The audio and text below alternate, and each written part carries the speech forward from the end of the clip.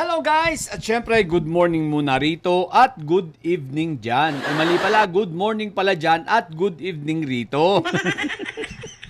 Eto guys ngayon po ay pinagdiriwang ang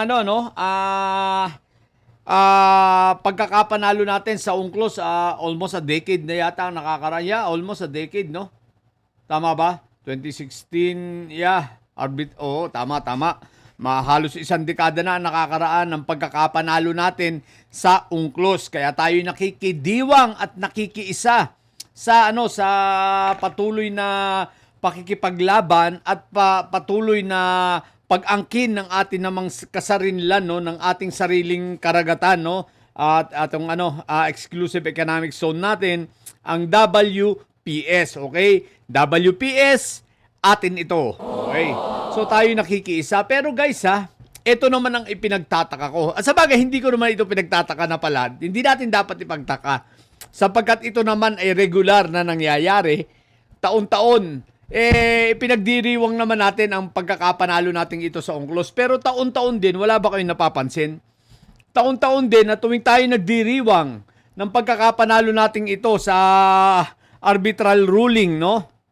Sa UNCLOS, aba, itong pamilya na may sayad sa pangunguna nitong si Inday Sayad, wala man lang bumabati at nakikibunyi, nakikidiwang para sa anibersaryo at pag-aangkin natin, pagkakapanalo natin ito sa tuwing dumarating ang panahong ito, di ba?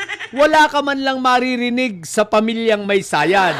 Particularly kay Inday Sayad na vice presidente pa naman. Isipin mo, wala kang ni isang salita na maririnig. Pero kapag may mga okasyon ang mga Chinese mga Chinese China o ibang mga what do you call this? Mga kasama sa Chinese government, no? Itong including mga diplomats, no, itong si Inday Sayad, aktibo ron. 'Di ba? Kahit si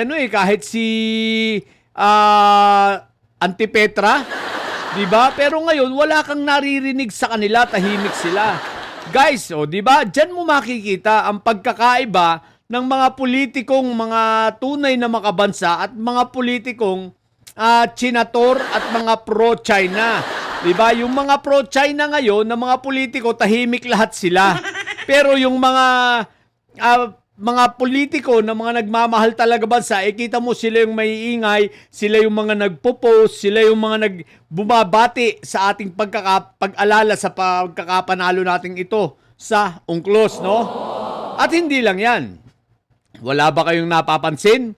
Wala ring mga China vloggers, wala ring mga dugyot vloggers, mga dutait, mga amoy luga na mga vloggers na nakikidiwang sa ating pagkakapanalong ito sa UNCLOS. Particularly, itong Bayoteros, di ba? Narinig nyo ba silang bumati man lang? Narinig nyo ba silang nakidiwang man lang? Di ba wala? Syempre, paano ba lang makikidiwang? Kakagaling nga lang nila sa China, di ba?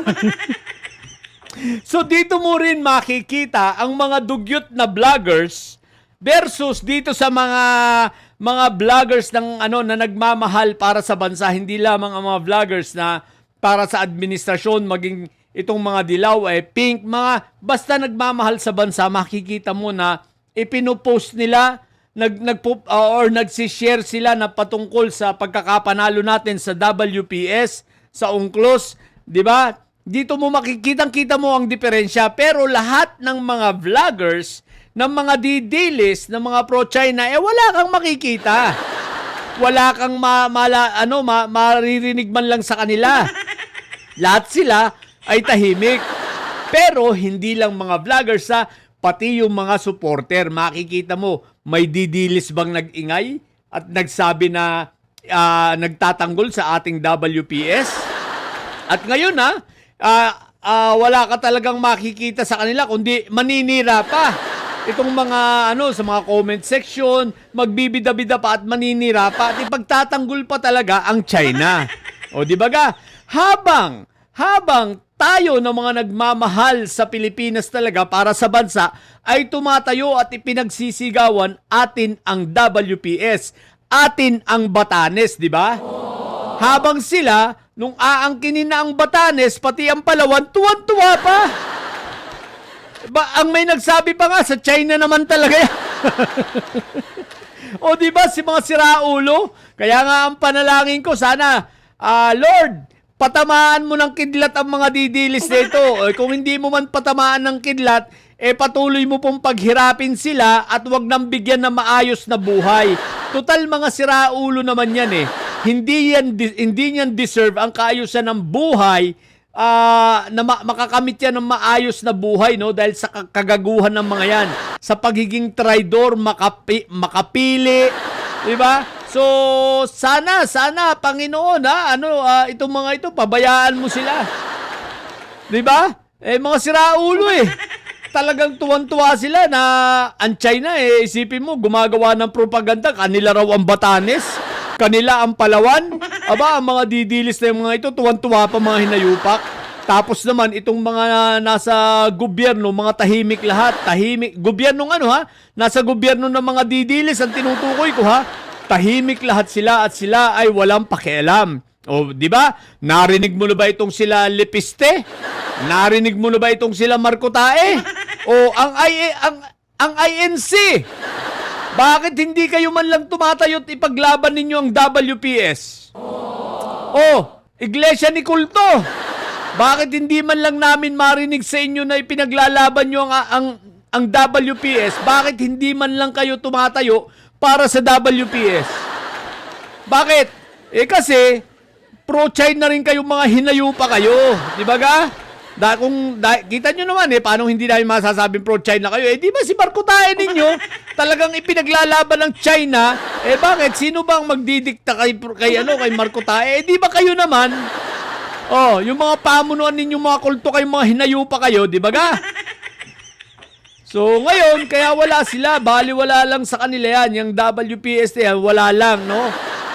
Kaya ito sa lahat ng mga Pilipino, sa ating mga kabataan, tandaan nyo, itong mga basta politiko sa pagdating sa 2020, basta politikong makamaysayan, tablahin yan. Diba? Kahit sino, lahat ng politiko na iboboto ng at ikakampanya ng iglesia ni Kulto, ipapangampanya ko na wag iboto. Bakit? For sure, pro-China yan. Sigurado ako, hindi lang yan pro-China, sigurado ako magbabalik lang ng utang na loob yan at gagaguhin lang tayo. Kaya abangan ninyo kayong mga politiko, mga hinayupa kayo ng mga pro-China At yung mga politiko na nag-iisip magpa-endorse sa INC, mag-isip-isip na kayo. Marami kami na mga ngampanya laban sa inyo. At ipangangalandakan namin na ang magiging panalo ninyo ay pagbabalik lamang ng utang na loob sa relihiyong kulto. No? Kaya mag-iingat kayo Anyway, yun lang. So, happy anniversary at salamat sa lahat ng mga patuloy na sumusuporta sa mga politiko, vloggers, mga ordinaryong tao, mga manggagawa na sumisuporta sa pagkakapanalo natin ito sa UNCLOS at sinasabi na atin ang WPS. Maraming salamat po sa inyo. Kudos sa inyo. At sa mga didilis na mga dugyot, mabahot, amoy luga, nanyo! Kung gusto nyo na maglaho sa mundo, wag nyo nang ipagpabukas pa. Gawin nyo na ngayon. Mga siraulo kasi yung kayong mga hinayupa kayo. Yun lang. Sa mga bobong didilis at may saya dyan, mga makapili na nyo, ang tatay nyo ay preso, ang BP nyo ay bobo. Manatili kayo mga bobo at may sayad sapagkat ang may sayad ay laging high blood. Bye!